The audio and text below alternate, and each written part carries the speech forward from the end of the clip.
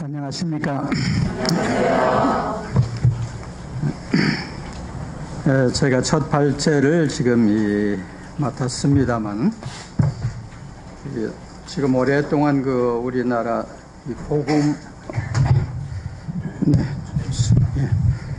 복음화라는 가장 교회에 규정하는 활동에 앞장서신 분들께서 이 자리에 지금 가득 채우고 계시는데요.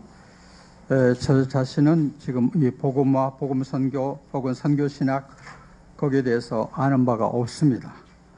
아는 바가 없고 단지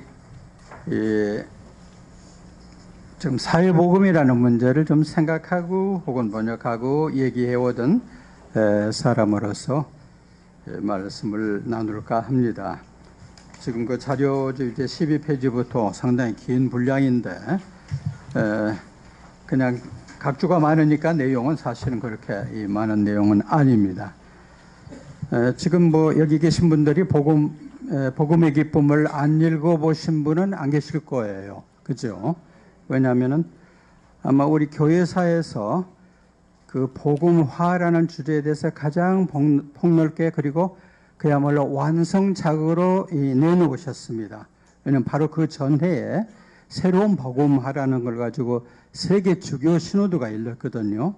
그런데 거기에다가 교황께서 당신의 오랫동안 사목적인 경험과 그 당신의 사상을 종합에 넣으신 그런 내용입니다. 선교 영성이라는 것은 여러분께서 다 이미 갖고 계시는 건데요. 그러나 그 용어 자체를 지금 교황님께서 이번에 쓰셨습니다. 그 각주 5를 보면은 그분은 어디에서 선교 영성이라는 그 용어를 쓰셨는지 짐작하실 겁니다.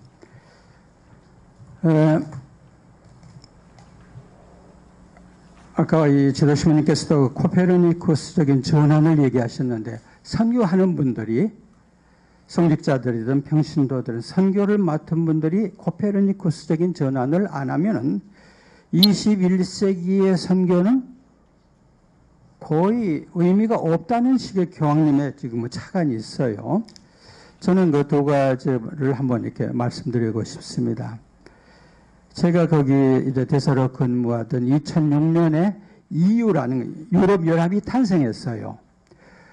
그리고 유럽인들에게는 로마가 정신적인 수도입니다. 그러니까 유럽 모든 국가의 수상과 대통령들이 로마로 모였어요. 그리고 EU 헌법 서문에다가 서명을 했습니다. 그렇게 해서 EU가 출발했어요. 헌법 서문에. 근데 그 자리가 EU가 탄생할 때 물불을 가리지 않고 뒤에서 가장 적극적으로 밀었던 것이 교황청입니다. 왜냐하면 하나 된다는 것은 교회의 근본 영성에 해당되죠. 그죠? 그리고 그 헌법 초안에, 그 서문에 유럽 사회는 그리스도교를 마치 우리가 3.1운동과 상해 임시정부를 뜻이 그리스도교를 문화의 뿌리로 한다는 한 구절을 넣어주기를 처음부터 그렇게 운동을 하고 적극적으로 추진했습니다. 그런데 한 놈만 빼놓고는 전부 그리스도 신자이거나 가톨릭 신자인 수상과 대통령들이 그 문구를 거부했어요. 그러니까 바티칸으로서는 정말로 환멸에 빠진 그때 충격을 받았습니다. 그리고 언론들이 그렇게 소개했죠. 맞다. 자유, 박애, 평등, 민주 이 모든 얘기를 한 현대 유럽 사회는 그리스도교 복음을 뿌리로 한다. 그러나 제도로서의 그리스도교는 현대 유럽의 탄생에 이바지한 바 없다. 이런 지적을 받았습니다. 그러니까 바로 그런 차관을 두고 이 새 교황께서는 유럽 사회에서 100명 중에 3명이 주일미사오죠. 성직자 수도자들의 평균 연령이 80세입니다. 라틴 아메리카는 그래도 10% 정도 되고 우리 한국은 아주 훌륭해서 20% 가까운 주일미사 참여율이 있죠. 그런데 3%라면 97명은 어디로 갔습니까? 그래서 그 복음화라는 문제를 두고 어떻게 복음 선포를 계속해야 하는지 큰 과제를 물려받으셨어요. 이 프란치스코 교황께서. 그리고는 이건 사상의 전환을, 사고의 전환을 안 하면 못하겠다라고 하신 것이 바로 이 복음의 기쁨 문서입니다. 복음의 기쁨 문서를 한국 다녀가신 교황 방문 직전에 다녀가신 그 마리오 토소라는 정평이 차관, 그 문서를 준비하고 작성한 그 정평이 교황청 차관께서 사회의 복음화라는 겁니다. 이 복음의 핵심은 사회의 복음화. 즉 쉽게 말해서 우리가 한 사람 한 사람 이제 성당으로 데려가서 교리를 시켜서 세례를 줍니다. 한 사람 한 사람씩 낚시질, 한 마리 한 마리 잡는 낚시를 하고 있지요. 그런데 이 교황께서는 그거 가지고 언제 그 많은 물고기 잡아요? 왜냐하면 잡아놓으면 100마리 중에 3마리 남고 97, 다 온데간데 없는데 어떻게 복음을 선포합니까? 그래서 이번 방식이 소위 가돌이 양식입니다. 그냥 저는 이렇게 잘 진해만이라든가 그 마산만 같은 데 가면은 저쪽 섬 쪽에 터 있고 나머지 커다란 호수가 있죠. 그죠? 내 고향 남쪽 바다. 그러니까 저쪽 끝에다 그물을 쳐놓고 이 안에 있는 거 다 내 고기라고 하자 그거죠. 그리고 거기다가 얼마든지 이 값을 뿌리자고 이런 논리입니다. 한 마리 한 마리 회원들 다음에 구덕을 쳐다보면요 한 3마리 남아있고 100여 마리 잡았는데 이런 상황을 두고 이제 교황께서 그 문서를 내신 겁니다. 그러니까 지금까지 우리가 천주교는 갈만합니다. 이태석 신부 사진도 늘고 교황님 사진도 내세우고 마더데레사 그림도 내세우면서 선전을 빵빵 한 다음에 몇 명이 들어왔나? 소위 좀 촌스러운 표현을 하면 대가리 수가 몇인가 이런 식으로 계산하는 그 선교이지는 안 돼요. 라는 겁니다. 교황께서. 지금 복음의 이 기쁨을 안겨서 바로 교황께서 자비의 해를 선포하셨죠. 지금 이 주제도 신부님께서 말씀하시겠는데 자비의 해. 그러니까 제가 얘기하려는 것은 사고의 전환이 우리한테도 그렇게 쉽지 않다는 예를 들고 싶습니다. 우리 본다 옆에 앉은 여교우들이 아니 저 사람 왜 왔어? 조당거리가 왜 왔어? 이런 말을 들렸어요. 조당거리. 이렇게 보니까 즉 성당에서 교우랑 결혼했는데 이혼하고 재혼하고 애 낳고 한참 그래서 어떻게 잘 알려진 그래도 교우들이 알고 있는 사람이죠. 그러니까 조당거리가 성당 온 게 우선 신기하고 눈에 거슬리는데 영성철 하러 나가네요. 어머머머머. 저 보자신부 저 사람 누군지도 모르는데. 보자신부를 모르니까 그냥 그리스도의 몸하고 나갔죠.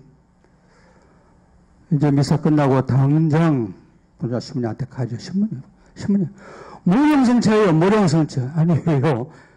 그 여기요. 조당거리예요. 혼배 조당 걸려가지고 어쩌고 저쩌고 하는데 염치없이 영성처까지 했는데 왜 영성처를 주셔요?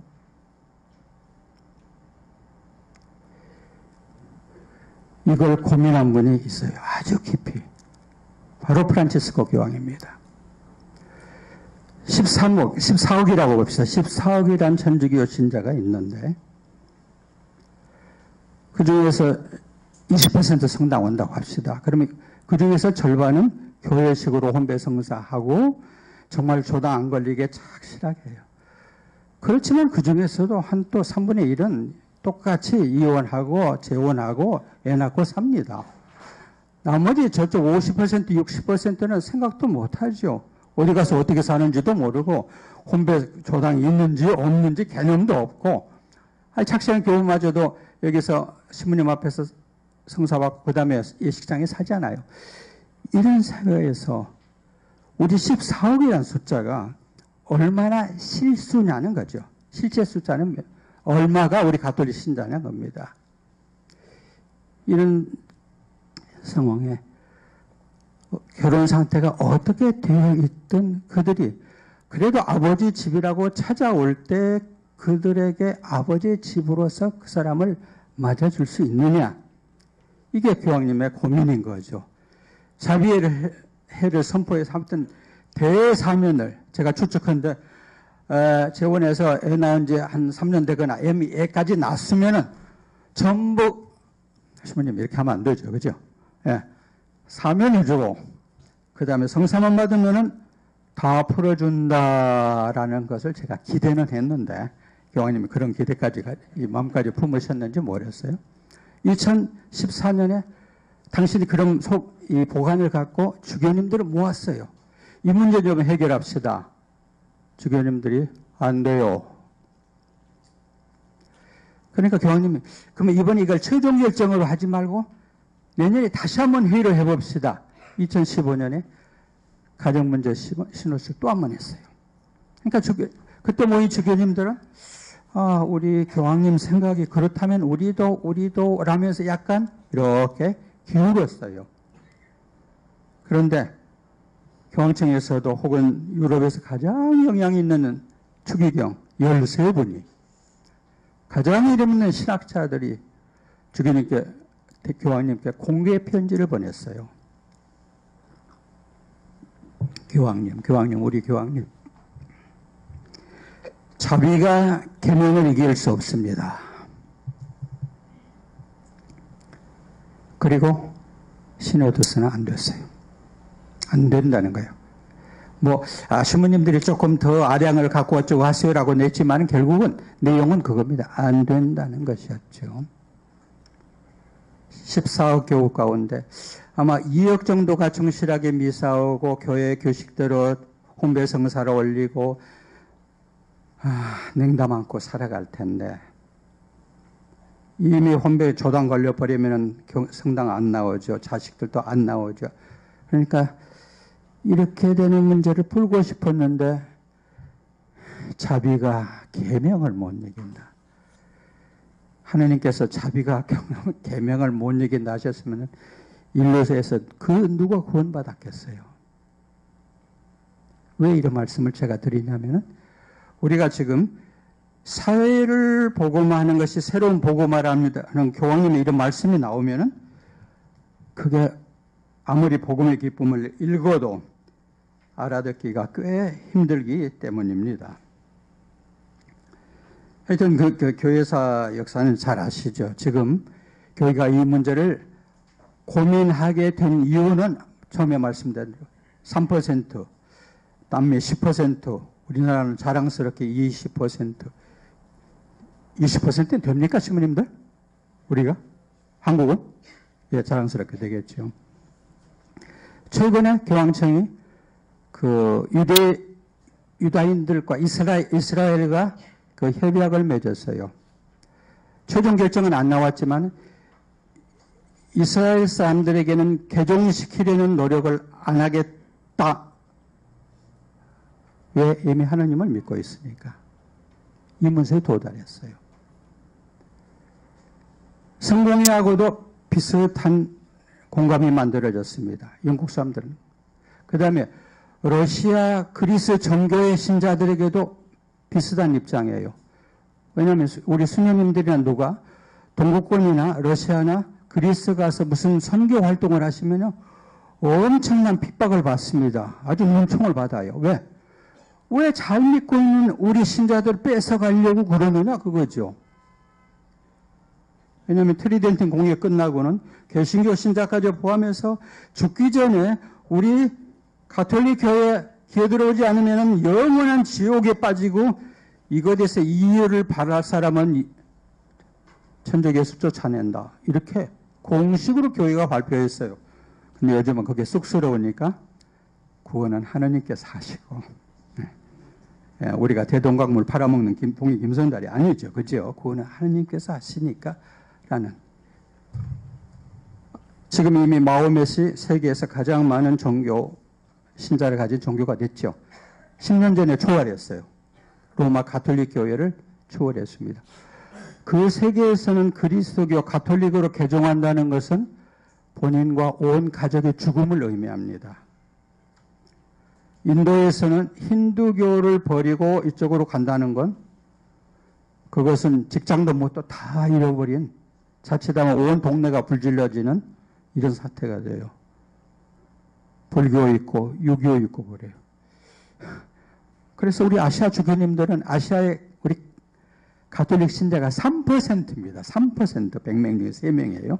인도, 필리핀, 한국 다 합쳐서. 이 사태를 두고서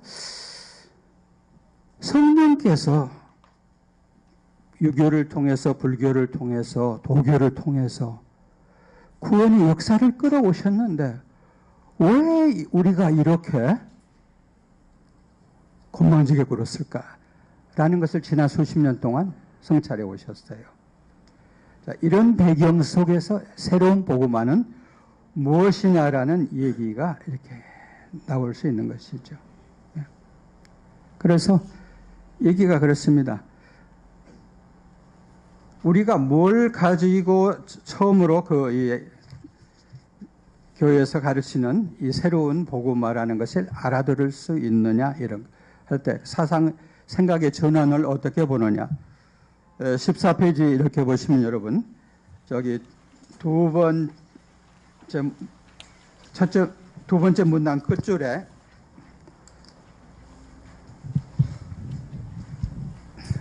두 번째 문단 끝줄에 제가 그 삼구영성이라는 말을 썼어요.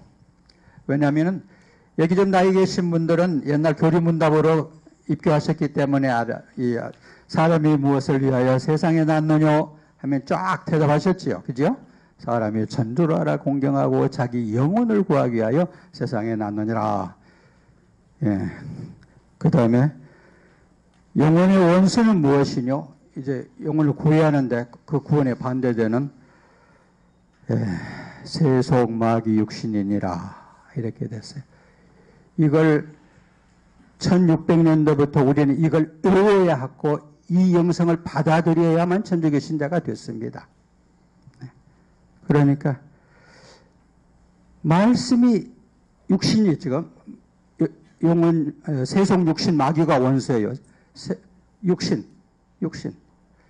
살아있는 육신이 사람인데 하느님의 말씀이 우리 성경을 사람이 되셨다 이렇게 오역을 하는데 사실은 하느님의 말씀이 살이 되셨다고 나와요. 살.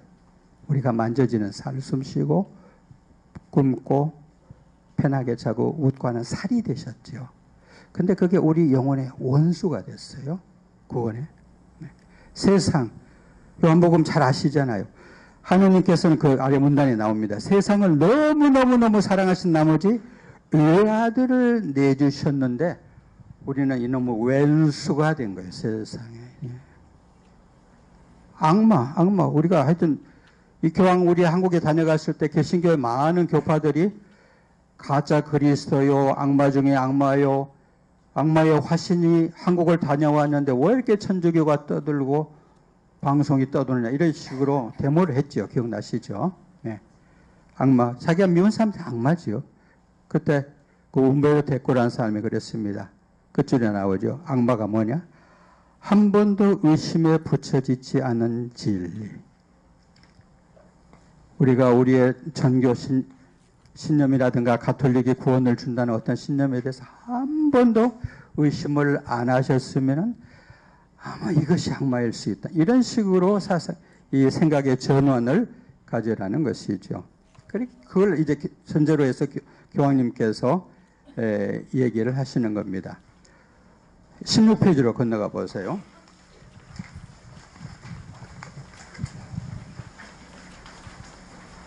그러니까 이 교황님께서 저 아르헨티나에서 오셨기 때문에 좀 새로운 착상인가 머리에서 반짝반짝 돌아가시는 얘기가 많으니까 이렇게 사상의 전환을 시켰느냐. 따라서 이 교황님 돌아가시면은 이분 80세 넘었으니까 언제 돌아가실지 모르죠. 그죠? 그럼 사람들이 다 저 영감 죽고 나면은 새 교황이 나와서 똑바로 다 바로 잡겠지. 왜냐하면 지금 교황 하시는 게 하나부터 열까지 마음에 안 드는 분들도 있으니까. 그때 교황님께서 아니다고요. 이게 지금 내가 말씀드리는 게 핵심입니다. 우리 복음의 핵심입니다라는 것이죠. 그게 이제 예수님께서 선포하신 것이 무엇이었느냐입니다. 복음서에 분명하게 나옵니다. 하느님의 나라가 가까이 왔다였습니다. 그죠? 가난한 사람은 행복하고 우는 사람은 행복하고 의에 줄이고 목마른 사람은 행복하고 평화를 얘기하는 사람이 행복해요. 그 이유가 하느님의 나라가 그들의 것이었거든요. 그 다음에 그 얘기가 어떻게 보면 사실 온데가 안 돼 없어졌다고 할 수 있습니다. 2000년 교회사에서. 물론 초대에 크리스찬이라는 것은 로마사에서는 잡히면 죽었죠. 네. 로마인들의 그 정치 구호가 그랬습니다. 크리스찬은 존재해서는 안 된다. 크리스찬이 non essent 이런 식으로 존재해서는 안 된다라고 그랬어요. 이런 유대 세계에서도 아주 소수였습니다. 유다인들. 그러니까 거기서 주변 가정 사회를 돌아볼 틈도 없었습니다. 그 세계에서 다른 그 영성이 이렇게 나타났겠지만은 분명히 그리스도께서 처음에 펴셨던 것은 하느님의 나라입니다. 원복음입니다, 이게. 따라서 이 원복음을 다시 펴는 것이 우리들이 할 일이다. 지금 새로운 복음화의 내용이죠. 그 17페이지 셋째 문단에서도 이번에 이런 얘기를 할 때 아우구스티누스가 자주 인용됩니다. 왜냐하면 사람이 뭐냐 할 때 아우구스티누스가 참 쉬운 정의를 내렸어요. 인간은 무엇이냐? 사랑이다. 우리 여러분 놀라울 것이 하나도 없어요. 그죠? 왜? 하느님은 사랑이시다. 인간은 하나님의 모상이다. 따라서 사람은 사랑입니다. 그런데 그분의 신국론이라는 대표적인 작품에서 인간은 사랑으로 멸망하고 사랑으로 구원받습니다. 사랑으로 무조건 구원받아야 하는데 아니죠. 아우구스티누스는 아닙니다. 사랑으로 멸망합니다. 사랑으로 구원받습니다. 그리고 그 두 가지 사랑을 놓고서 하느님의 나라와 지상의 나라, 구원과 멸망으로 쫙 둘로 나누는데 하나를 사사로운 사랑, 하나를 사회적 사랑이란 용어를 썼어요. 사회적 사랑. 쉽게 말해서 저는 그렇게 봅니다. 팔이 안으로 굽는 사랑, 인간을 멸망시키는 구원입니다. 팔이 밖으로 펼쳐지는 사랑, 그것이 사회적 사랑이죠. 신앙의 성숙도는 사회적 사랑으로 평가되고 그 사회적 사랑이 무엇이냐 하고 사람들이 애매해하죠. 좀 그렇잖아요. 뭘까 할 때 베네딕토 16세 성 요한 바오로 2세라 지금 교황님에 비하면 얼굴 표정으로 약간 까칠한 그 교황님께서 그렇게 말씀하셨어요. 사회적 사랑이란 건 정치이다. 정치적 사랑이 인간을 구원하고 정치적 사랑이 인간을 멸망시킨다는 얘기를 이렇게 하셨어요. 그래서 지금 그 18페이지로 우리가 건너가면은 삼위일체에서도 우리가 단순히 지금 뭐 아우구스티누스가 뭐라고 했다느니 아니면 예수 그리스도께서 처음에 하신 원복음이 그것이라느니 이 말 가지고도 사람이 그렇게 쉽게 설득이 안 됩니다. 그래서 그분이 이 문서에서 제4장 그러니까 혹시라도 틈나시면 제4장 부분을 다시 한번 읽어보세요. 삼위일체 무한한 아버지의 사랑, 아드님의 사랑, 성령의 사랑에서 바로 이 사회복음이라는 문제, 사회의 복음화라는 문제가 근본 핵심으로 잡힌다는 겁니다. 19페이지 맨 윗줄을 보셔요. 모든 사람을 무한히 사랑하신 성부를 믿는 것. 하느님께서는 이러한 사랑으로 인간에게 무한한 존엄을 부여하셨다는 겁니다. 그 성요한 바오로 2세 그분이 인류 사회에서도 정신적으로 위대한 것은 이분이 그리스도교를 다시 정의했어요. 인간 존엄에 대한 경탄, 인간이 얼마나 존엄한 것인가를 놓고 그 앞에서 경탄하는 것이 복음이라고도 하고 그리스도교라고 한다. 성자를 보십시다. 하느님의 아드님께서 우리 인간의 몸을 취하셨다는 것은 모든 인간이 하느님 마음 안에 받아들여졌다는 것이고, 예수께서 우리를 위하여 피를 흘리셨음을 믿는 것은 모든 인간을 고귀하게 드높이는 무한한 사랑에 대한, 그리고 우리의 구원이 사회적 차원을 띈다는 것. 우리의 구원이 사회적 차원.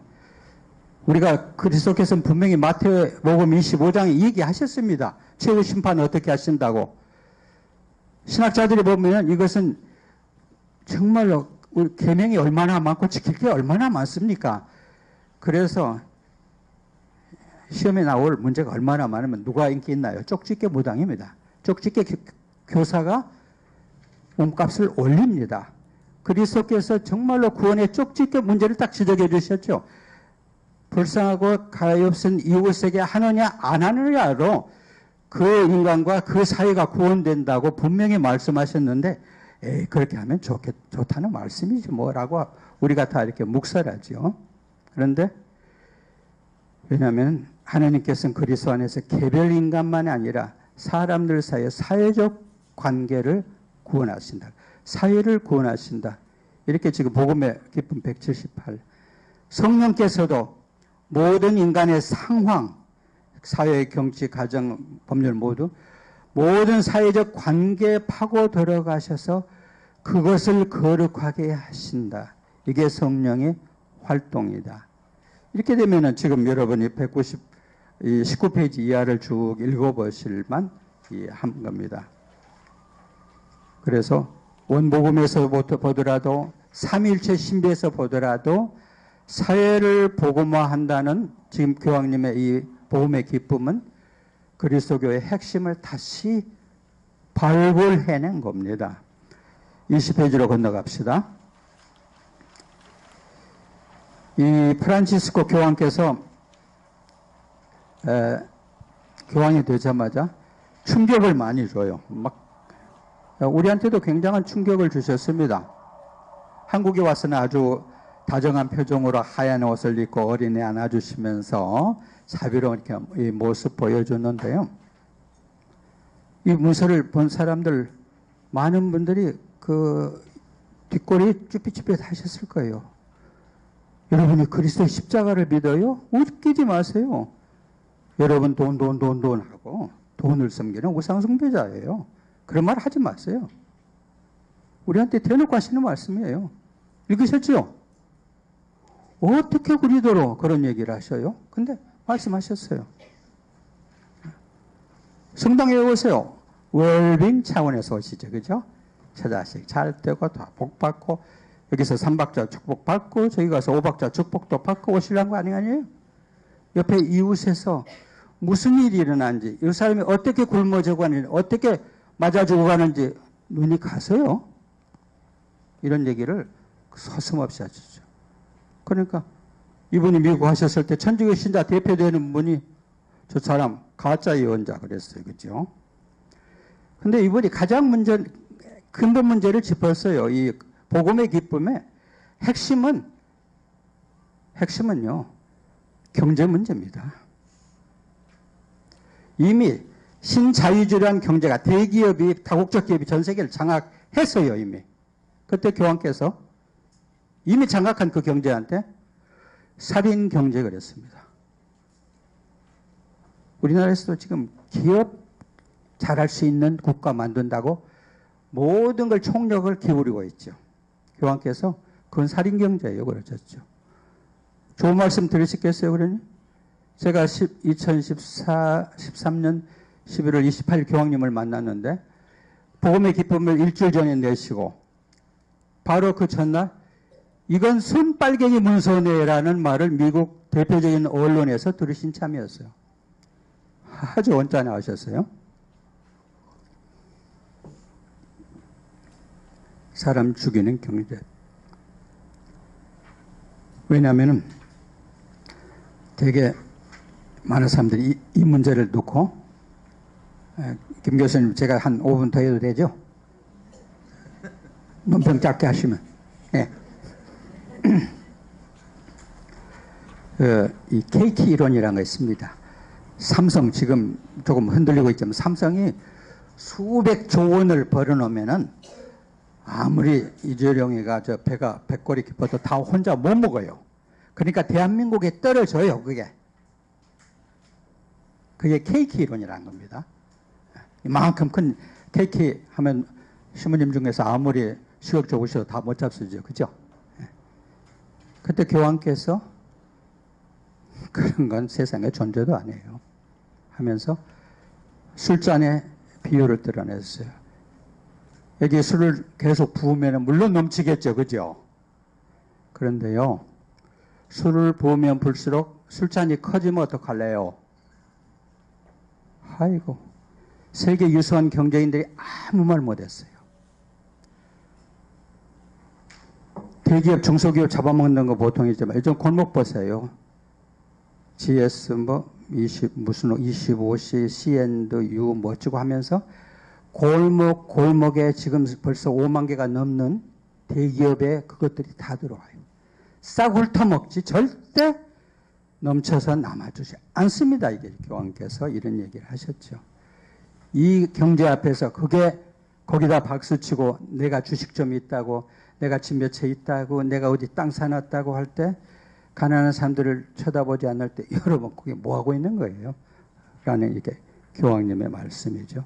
그러고 보니까 아까 지금 소장님께서 다시 지적하셨죠. 언제나 왜 정치가들이 할 일을 종교인들이 간섭을 해요? 감나라 배나라.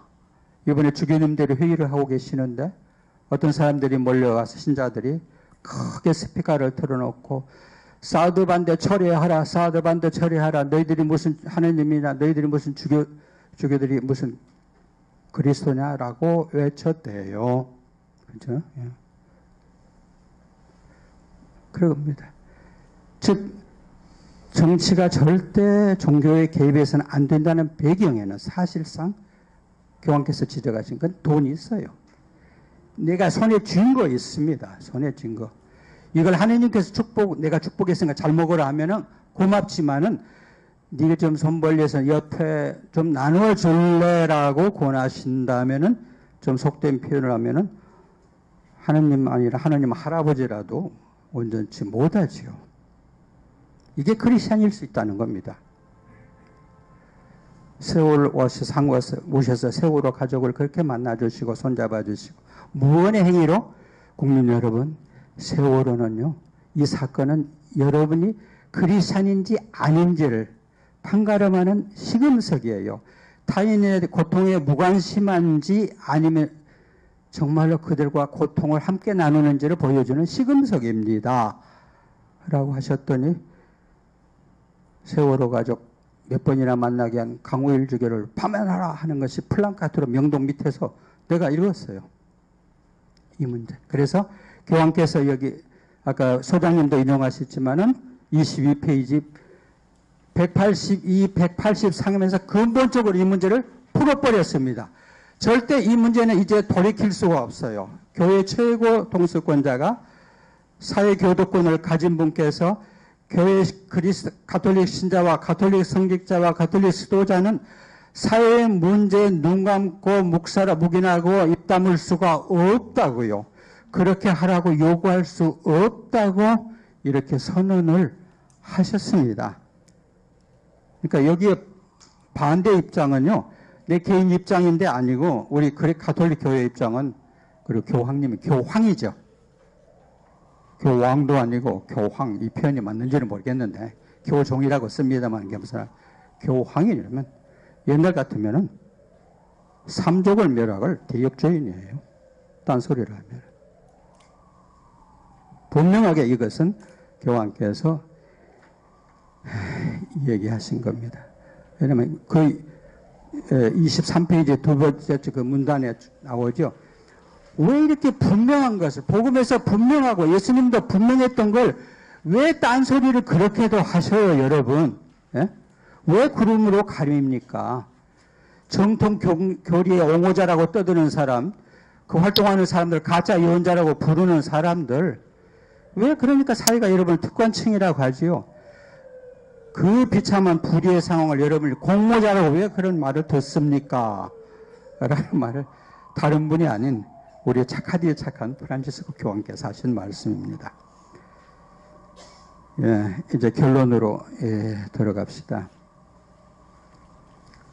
사회 문제를, 사회 정의를 문제를 펴면은 그 물 전체가, 마산 그 앞바다 전체가, 진해만 그 앞바다 전체가 이미 정의와 평화가 있을 때 거기에 복음이 구현되어 있습니다.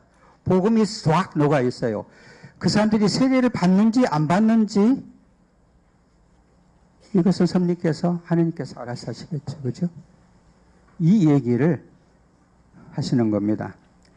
그리고 이제 이 신부님들의 이렇게 발표에도 있습니다만은 24페이지 그 마지막에서 정말로 평신도 시대에 왔습니다. 여기 계신 분 지금 발표자 몇 분 빼놓고는 다 평신도들이시네요. 저까지 포함해서. 그죠?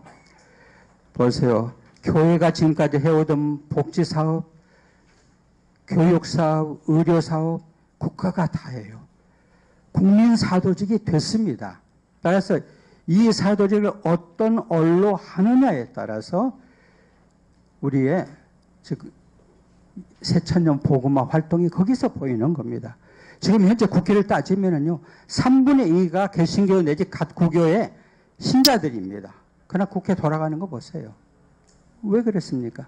우리가 그 사회복음이라는 것에서 이 멀리 있기 때문이 아닌가. 그래서 이 근본주의라는, 아직도 우리가 영혼의 원수는 무엇이냐라는 것 때문에 아주 깊숙하게 근본주의라는 것에 사로잡혀 있어요. 그래서 우리가 끝내면서 말씀드릴 수 있는 것은 이 교황님께서 현대 세계에 지금 21세에 가장 심한 충격을 주고 있는 건 아주 불길한 어떤 예언 때문입니다. 제3차 세계대전 시작했어요. 그 말을 한 번만 하고 가만히 계시면 되는데 6번이나 했어요. 시시각각으로 하셔요. 가톨릭 교회는 이 최후 심판이니 인류 종말 가지고 겁주는 사기를 벌리지 않습니다. 하도 옛날에 가짜한테 많이 당했기 때문에. 그런데도 이 교황께서 하셔요. 그리고 여러분 잘 명심해 두실 것은 첫 발언이 언제 나왔냐면은 2014년 8월 18일에 나왔어요. 명동성당 미사 끝나고 비행기 타고 로마 가시면서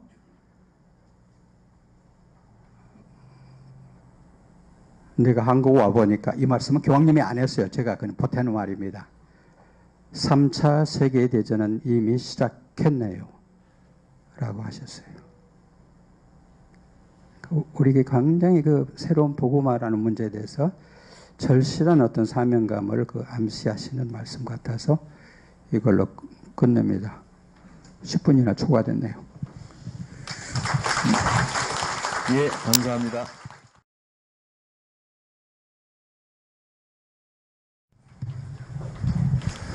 안녕하십니까.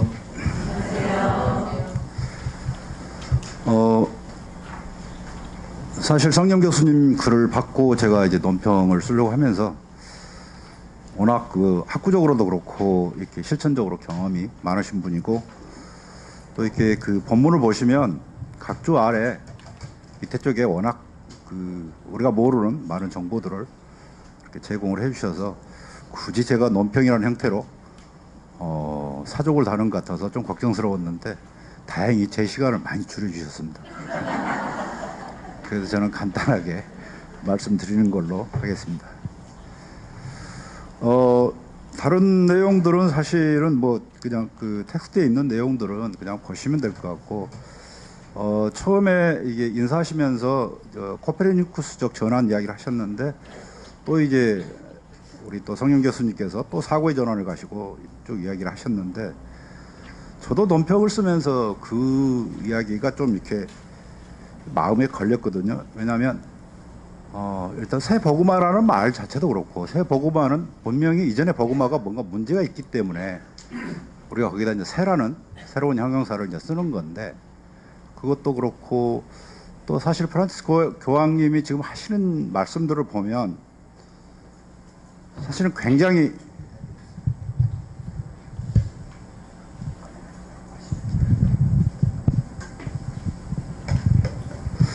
좀 제가 듣기에는 엄청난 이야기를 하고 계시거든요. 그래서 어쩔 때는 좀 감당하기 힘든 그 말씀을 듣고 있으면 뭔가 내 삶이 거기에 이제 뭐랄까 좀 막강하게 뭔가 이루어져야 된다는 뭐 이런 생각에서 그런 말씀을 들으면 전혀 내 삶은 그렇게 가지 못하는데 그런 말씀을 듣고 있으면 좀 이렇게 답답하기도 하고 이런 생각이 드는데 그런 생각이 드는 것 같아요. 프란치스코 교황님 오셔서 아까 성경 교수님도 이야기하셨지만 비판하고 반대하는 사람도 있지만 대다수 사람들은 열렬히 환호하고 지지하고 또 교황님 말씀에 많이 동의하고 그러시는데 교황님 말씀은 지금까지 우리가 살아봤던 삶의 형태들하고는 굉장히 다른 것들을 주면하고 계시거든요. 근본적인 어떤 변화를 그냥 양적인 변화가 아니라 그냥 질적인 변화를 요구하고 계시는데 우리는 거기에 대해서 어떤 변화에 이렇다 할 노력 없이 교황님을 지지하고 환호하고 있지는 않는가. 이제 가끔 저는 이제 그런 생각이 들어서 좀 교황님의 말씀을 우리가 받아들이면서 우리의 삶을 좀 전면적으로 좀 검토하고 좀 변화를 이뤄내는 게 바로 교황님을 제대로 좀 지지하고 옹호하는 일이 아닌가. 뭐 이제 그런 생각이 좀 들었던 것 같아요. 그래서 그것과 관련해서 좀 이렇게 몇 가지 좀 보면 이렇게 교황님이 이렇게 이제 뭐 여러 가지 문헌을 통해서건 아니면 뭐 강연을 통해서건 여러 가지 말씀을 하시는데 이제 교황님의 그런 어떤 생각들이 이제 도대체 어디서 나온 건지 물론 이제 우리가 잘 알고 있다시피 교회 오랜 전통 속에서 나온 거긴 하고 또 성 교수님도 이야기해 주셨지만 어떤 복음의 근본적인 가르침에 기반한 게이긴 하지만 그래서 뭐 막연히 이제 사람들이 생각하기에 이제 교황님이 아르헨티나 출신이고 그 다음에 아르헨티나를 비롯해서 라틴 아메리카는 70년대, 80년대, 90년대에 해방신학이라는 그런 신학적인 흐름이 있었기 때문에 교황님의 어떤 신학적인 토대는 그런 해방신학이 아닐까 뭐 이제 이런 생각들을 하는데 사실은 그것도 뭐 막연하게 그런 생각들을 하는 것 같고 실제로 이제 한국에서 교황님의 가르침에 대해서 열렬히 환호하고 지지하면서도 해방신학에 대한 이해는 사실 거의 뭐 안 돼 있는 것 같다는 생각도 들고 또 해방신학도 어떻게 보면 라틴 아메리카라는 게 하나의 대륙이기 때문에 엄청 땅덩이가 넓은데 그 안에도 해방신학이라는 단일한 어떤 신학이 있지는 않을 거라고 생각이 들어요. 나라마다 많은 편차가 있을 거고 그런 맥락에서 이제 그런 여러 가지 부류의 해방신학 중에서 교황님은 어떤 신학이었을까 뭐 이제 이런 궁금증이 있었는데 다행히 자료를 준비하다가 그 후안 카를로스 스카논이라는 그 아르헨티나 신학자가 프란치스코 교황님의 신학적 배경이 뭔지 쭉 논문을 써놓은 게 있더라고요. 그래서 거기서 보니까 해방신학의 이제 한 부류로서 이게 뿌에블로 신학을 이야기를 하는데 스페인어 뿌에블로를 그대로 가져온 이유가 뭐냐면 이게 우리말로 번역하기 좀 애매한 용어여서 그냥 가져왔습니다. 그래서 우리말로 하면 뭐 국민이란 뜻도 되고 민중이란 뜻도 되고 그냥 사람들이라고 지칭해도 뭐 상관이 없고 그래서 이게 뿌에블로 신학이라는 게 그 교황님이 아르헨티나에서 사목활동 하실 때 상당히 널리 확산됐던 그런 어떤 신학적인 흐름이고 또 이렇게 그 신학적인 흐름에 이렇게 신학적인 흐름을 뭐 앞장서서 뭐 이렇게 하지는 않았지만 이렇게 같이 뭐 세미나라든지 포럼에 가끔 참여하고 이렇게 했던 것으로 이렇게 알려져 있습니다. 그래서 그런 맥락에서 아르헨티나의 뿌에블로 신학 여기에 이제 교황님의 어떤 신학적인 배경이 있지 않나 이제 이 사람은 이렇게 이야기하는데 이제 그 이유로 또 하나 이야기하는 게 뭐냐면 교황님이 자주 사용하는 표현 중에 하나가 이제 하느님의 백성 그다음에 그 하느님의 백성 중에서도 이제 하느님만 빼고 그냥 백성 또는 국민 또는 민중 또는 대중 뭐 이런 표현들을 복음의 기쁨을 비롯해서 굉장히 많이 사용하고 있다고 그래요. 그래서 뭐 제가 직접 조사하지는 않았습니다만은 그래서 그런 맥락에서 이 그 푸에블로 신학하고 일정 정도 괴를 같이 하지 않나 뭐 이렇게 보는 것 같고요. 또 하나 우리가 이제 교황님 이야기를 들으면서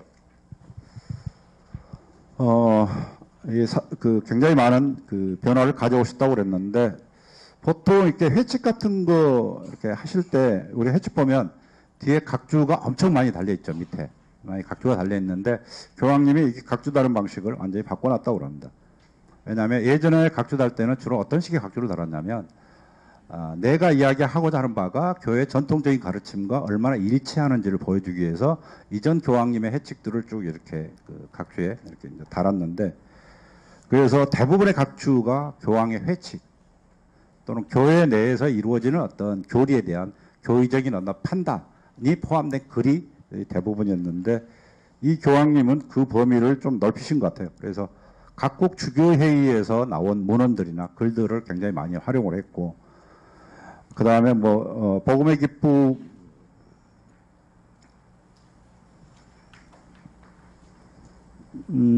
비롯해서 회칙에서 제가 복음의 기쁨인지 그 뒤에 나온 참여받아 소인지 잘 좀 헷갈리는데 그 심지어 이슬람의 신비 사상가인 수피의 글을 이렇게 인용하기도 하고 그래서 그 각주에 누구를 인용하느냐 게 이전에 교황님들이 하신 건 뭐냐면 이전에 이제 그 교황님들의 문헌들을 인용하면서 계속 가르침을 전했던 이유는 뭐냐면 교황이라는 존재 자체가 가톨릭 교회 안에서 교도권을 갖는 최고의 교도권을 갖는 자이기 때문에 누구의 글을 인용한다는 것이 용납이 안 되죠. 왜냐하면 가르쳐야 되는 최고의 자리에 있는 사람이라는 스스로의 자의식 때문에 그런 거죠.